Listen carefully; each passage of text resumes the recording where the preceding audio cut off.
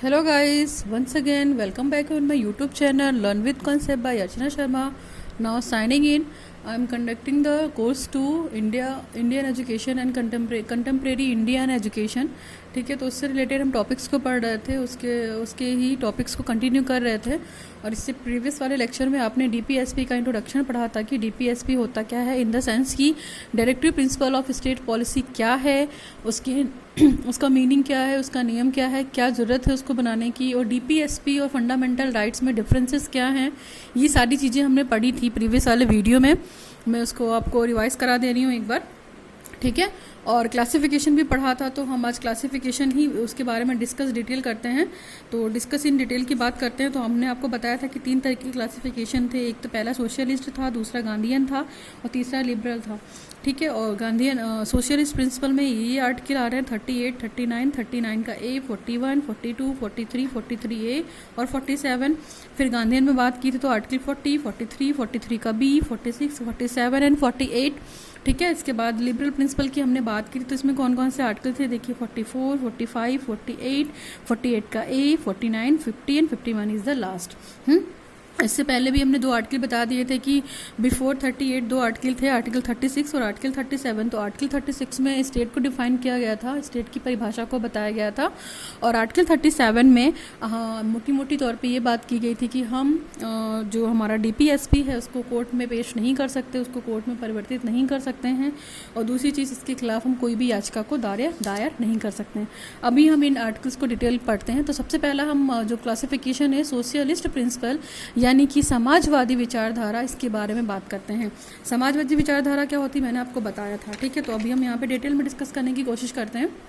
Socialist principal का मतलब है समाजवादी विचारधारा, यानी कि यहाँ पे सोशलिज्म होगा, यानी कि व्यक्ति समाज में रह रहा है, सोसाइटी में व्यक्ति और समाज में व्यक्ति और सोसाइटी रह रहे हैं, तो दोनों मिलकर क्या कर रहे हैं, सोशलाइजेशन के प्रोसेस को कंटिन्यू कर रहे हैं, यानी कि समाजवाद प्रक्रिया का प्रारंभ कर रहे हैं या उसमें योगदान दे रहे हैं। यानी कि सोसाइटी में जो भी रूल्स बनेंगे वो सभी के लिए क्या होंगे, सामाजिक तौर पे इक्वल होंगे, है ना। एक तरीके से देखा जाए तो लोक कल्याणकारी हितों की चर्चा की जाएगी, किसमें, सोशलिस्टिक प्रिंसिपल्स में, ठीक। तो आपको मैंने ये भी बताया था कि सोशलिस्टिक प्रिंसिपल में डेमोक्रेटिक की बात की थी हमने, तो डेमोक्रेटिक भी किस बेसिस पे, सोशल और इकोनॉमिक बेसिस पे किया गया था, ठीक है। और सोशल और इकोनॉमिक भी आपको बता दिया था। तो अभी हम यहाँ पे डिस्कस करते हैं कि क्या क्या आर्टिकल्स हैं जो हमने अभी प्रीवियस वाले लेक्चर में पढ़ा। तो अभी उन आर्टिकल्स को डिटेल में पढ़ते हैं। सबसे पहला है आर्टिकल 38। देखिए आर्टिकल 38 क्या कहता है, to promote the welfare of the people by securing a social order, ठीक है, परमेडेटेड बाय द जस्टिस, ठीक, न्याय के उसमें संदर्भ में सोशल, इकोनॉमिकल एंड पॉलिटिकल। मैंने आपको बताया था कि जो न्याय है, न्याय हमने जस्टिस से पहले प्रियम्बल में पढ़ा था। तो 3 तरीके के जस्टिस से आपको पता था कि सोशल, इकोनॉमिकल एंड पॉलिटिकल। यहाँ भी वो यही बात करते हैं कि लोक कल्याण के लिए उनको सोशल, इकोनॉमिकल और पॉलिटिकल, यानी कि सामाजिक, आर्थिक रूप से और राजनीतिक रूप से उनके साथ किसी भी तरीके का अन्याय ना हो और उनके साथ किसी भी तरीके की इनइक्वालिटी ना हो, ठीक है।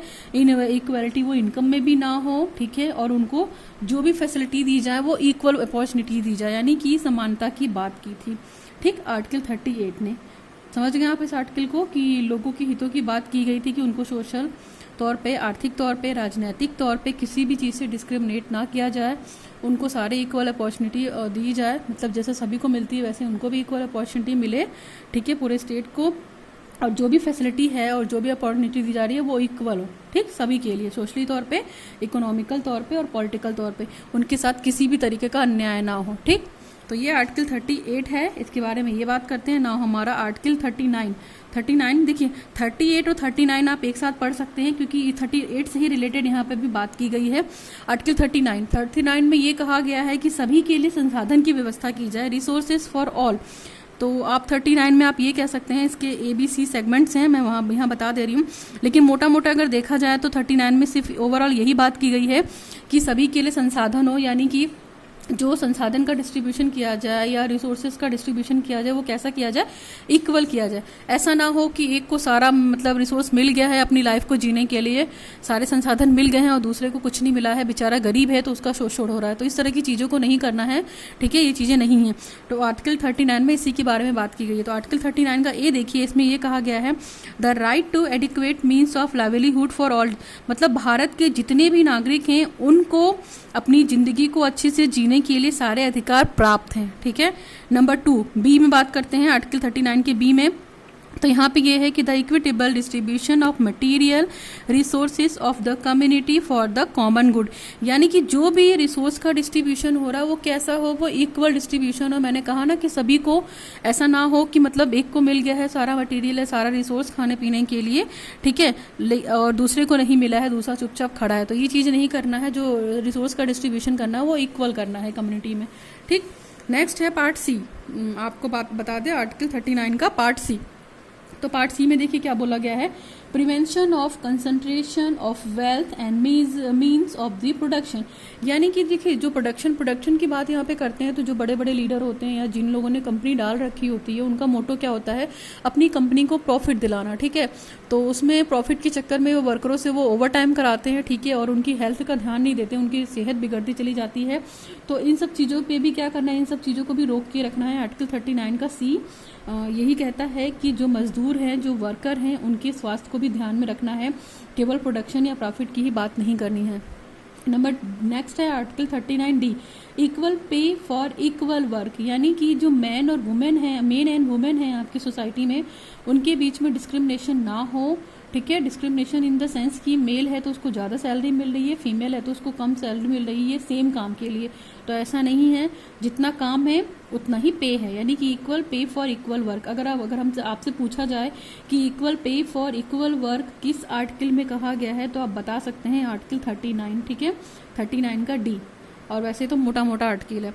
नेक्स्ट है हमारा preservation of the health and strength of workers and the children against forcible abuse, जिससे क्या हो सकता है, यहाँ पे बहुत से लोग मतलब मजदूरों की जो मतलब हेल्थ है या उनकी स्ट्रेंथ का है उनको ध्यान में ना रखते हुए उनसे ज़बरदस्ती काम करवाते हैं, उसमें बच्चे भी इंक्लूड होते हैं, तो उनकी हेल्थ बिगड़ जाती है। तो इन सब चीज़ों पे भी उनकी हेल्थ बिगड़ जाती है, उनकी स्ट्रेंथ बिगड़ जाती है काम करके। और जो मालिक होते हैं फैक्ट्री के, उनको इनसे मतलब नहीं होता है, उनको तो बस काम से मतलब होता है, प्रॉफिट से मतलब होता है। तो आर्टिकल 39 का ई यही कहता है कि हमें मजदूरों की हेल्थ यानी कि उनके स्वास्थ्य पे भी ध्यान देना है, जो वर्कर हैं और जो बच्चे हैं जिनसे ज़बरदस्ती काम कराया जा रहा है उनको भी किसी तरीके से प्रिजर्व करना है, ठीक। नेक्स्ट है हमारा F, opportunities for the healthy development of children, यानी कि बच्चों के लिए हम क्या कर सकते हैं, स्वास्थ्यवर्धक विकास की बात कर सकते हैं। यानी कि बच्चा है तो उससे मिल में, कारखाने में यहाँ पे ज़बरदस्ती काम नहीं करवा सकते हैं, उनका स्वास्थ्य कैसे अच्छा हो, इस तरह की अपॉर्चुनिटी कौन देता है, आर्टिकल 39 देता है, जो कि सोशलिस्टिक प्रिंसिपल के अंतर्गत आता है। नेक्स्ट आर्टिकल है, देखिए आप आर्टिकल 38, 39 इन दोनों को एक साथ पढ़ेंगे, ठीक है, तो ये सारी चीज़ें आ जाएंगी। 39 भी हमारा इसी में आता है, तो 39A और 39 का आपको पता है कि यहाँ पे ABCD से लेकर F तक सेगमेंट हो गया, तो आप इसको कंबाइन करके पढ़ लेना, नहीं भूलोगे आप। 39A में यही बात की गई है कि बेसिस ऑफ इक्वल अपॉर्चुनिटी, देखिए सबको समानता के अवसर के बेस पे ही सबको न्याय भी समान मिलना चाहिए। ऐसा नहीं है कि गरीब है तो उसको न्याय मिलने में देरी लग रही है, अमीर है तो उसको बहुत जल्दी न्याय मिल गया।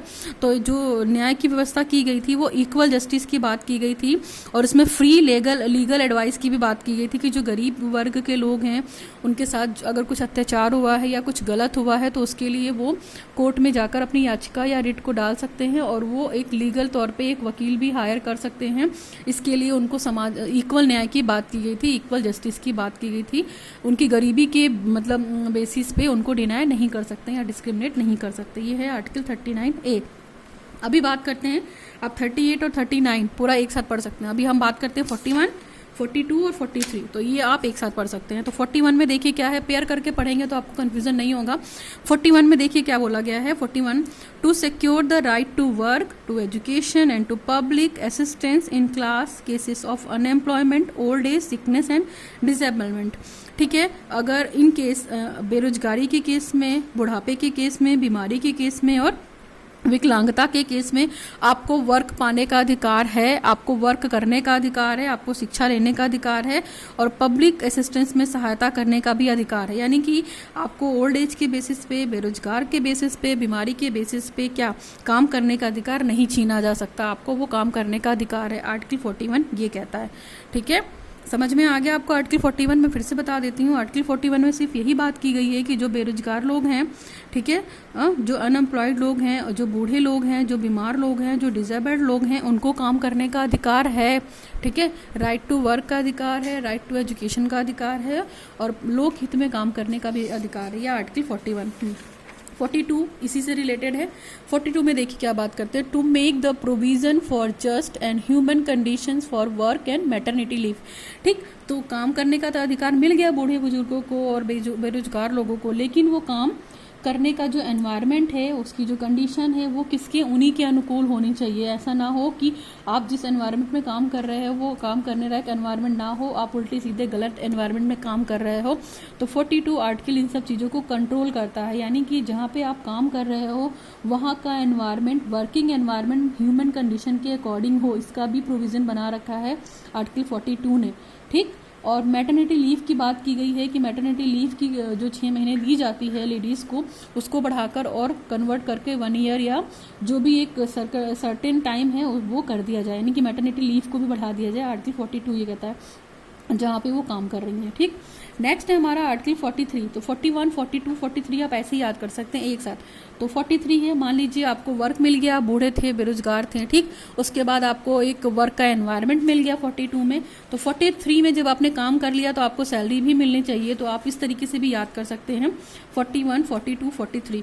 यहाँ पे आप देख सकते हैं 43 का मतलब है यहाँ पे आर्टिकल 43 का to get the payment salary, यानी कि आपने अपने ह्यूमन एनवायरनमेंट में, ह्यूमन कंडीशन में जो काम कर लिया उसको उसकी सैलरी भी और सैलरी भी वो उचित सैलरी हो जिससे क्या आप अपनी सोशल ज़रूरतें पूरी कर सकें, आप अपनी कल्चर की ज़रूरतें पूरी कर सकते हो और अपनी एक स्टैंडर्ड लाइफ को जी सके। यानी कि आपको जो मजदूरी दी जाएगी, लिविंग वेज जो दिया जाएगा वो कम नहीं दिया जाएगा, आपके काम के स्टैंडर्ड के हिसाब से दिया जाएगा वर्करों को, जिससे वो अपनी लाइफ को सिक्योर कर सके। तो आर्टिकल 43 में यही बात की गई है, to get the payment, to get the salary, proper salary, standard salary आप अपने वर्क के एवज में पा सकते हैं। नेक्स्ट है हमारा आर्टिकल 43A। तो आर्टिकल 43 में जब आपने काम कर लिया तो आपके वेलफेयर की भी बात की जाएगी, आप ध्यान दीजिएगा। इसीलिए मैंने इसको थोड़े सिंपल वे में पढ़ा दिया है कि आप इस तरीके से याद करेंगे तो आप ये भूलेंगे नहीं, है ना। 41, 42, 43, 43A। तो 43 में तो हमने पेमेंट मार लिया, इसके बाद हम अपने हित की बात करते हैं। वेलफेयर ऑफ वर्कर्स, ये हम नहीं कह रहे हैं, आर्टिकल 43A कह रहा है वेलफेयर फॉर वर्कर्स। तो इसमें वेलफेयर फॉर वर्कर्स में क्या है, to take steps to secure the participation of workers in the management of industries. जो मैनेजमेंट है इंडस्ट्रीज़ की, तो वो क्या करती हैं, वो तो काम तो करवा लेती हैं लेकिन उसमें मजदूरों को पार्टिसिपेट नहीं करवाती हैं जिससे उनका डेवलपमेंट हो। तो जितनी भी मैनेजमेंट इंडस्ट्रीज़ हैं उनमें उनकी कोशिश क्या होनी चाहिए कि वर्करों को भी पार्टिसिपेट कराएं। किस लिए, उनके हितों के लिए, क्योंकि वर्कर जब तक पार्टिसिपेट नहीं करेगा तब तक उसको ना तो अपने राइट्स पता होंगे, ना तो अपने अधिकार पता होंगे और ना ही अपनी अच्छी चीज़ों के बारे में पता होगा। तो वर्कर को भी क्या करना है, पार्टिसिपेट कराना है। तो आप समझ गए आर्टिकल 41 से लेके 43A, और इसका मैं शॉर्ट में बता दे रही हूँ, ठीक है। 41, 42, 43 ये हो गया, 43 ये हो गया। तो देखिए 41 में क्या बात की थी, हमको जॉब मिली, जॉब के बाद हमें ह्यूमन कंडीशन मिली, मतलब जॉब को काम करने के लिए हमें ह्यूमन कंडीशन मिली, हमने कर लिया, ठीक। ह्यूमन कंडीशन के बाद हमें अच्छी सैलरी मिली, ठीक, सैलरी की बात होगी। और सैलरी मिलने के बाद 43A में क्या हुआ कि आपको अपने बारे में सोचने का हक भी मिल गया। तो आप इस चीज़ से याद करिएगा कि जॉब मिली, जॉब के बाद आपको अच्छा जॉब का एनवायरनमेंट मिला, फिर जॉब के एवज में आपको अच्छी सैलरी मिली, फिर अच्छी सैलरी मिलने के बाद आपका जो वर्क प्रोसीजर था, मतलब आपका जो डेवलपमेंट था उसके वेलफेयर की बात की। तो आप 41, 42, 43 आप ऐसे याद कर सकते हैं। तो that is more all about the socialistic principle. फिर भी आपको इनमें कोई दिक्कत हो तो आप एक बार वो कर लीजिएगा, मेरे से कमेंट सेक्शन में कमेंट कर दीजिएगा, बता दीजिएगा, मैं फिर से डिस्कस कर दूंगी। 38 बहुत इजी था, 38, 39 आपको एक साथ पढ़ना था कि 38 में न्याय की बात की गई थी, वही सोशल, इकोनॉमिकल एंड पॉलिटिकल। 39 में सभी के लिए रिसोर्सेज की बात की गई थी, ठीक है, कि जो अगर वो इक्वल पे है तो इक्वल वर्क है तो इक्वल पे होगा। उनके हेल्थ की बात की गई थी और उनको अच्छा अपॉर्चुनिटी देने की बात की गई थी, तो इक्वल डिस्ट्रीब्यूशन की बात की गई थी। ये तो हो गया हमारा आर्टिकल 38, 39 और 39 के ये में भी इक्वल सामाजिक न्याय की बात किया। 41 मैंने आपको बता ही दिया। तो that is more all about the socialistic principle. अगले लेक्चर में हम पढ़ेंगे गांधीयन प्रिंसिपल और उसमें क्या क्या आर्टिकल्स थे, और इनमें आपको कोई दिक्कत होती है तो आप मुझसे पूछ सकते हैं। आपको वीडियो अच्छा लगा हो, पसंद आया हो तो प्लीज़ आप लोगों तक शेयर कीजिए, सब्सक्राइब कीजिए मेरे चैनल को। Learn with concept bye Archana Sharma. Thanks for watching the video. Signing off, Archana Sharma.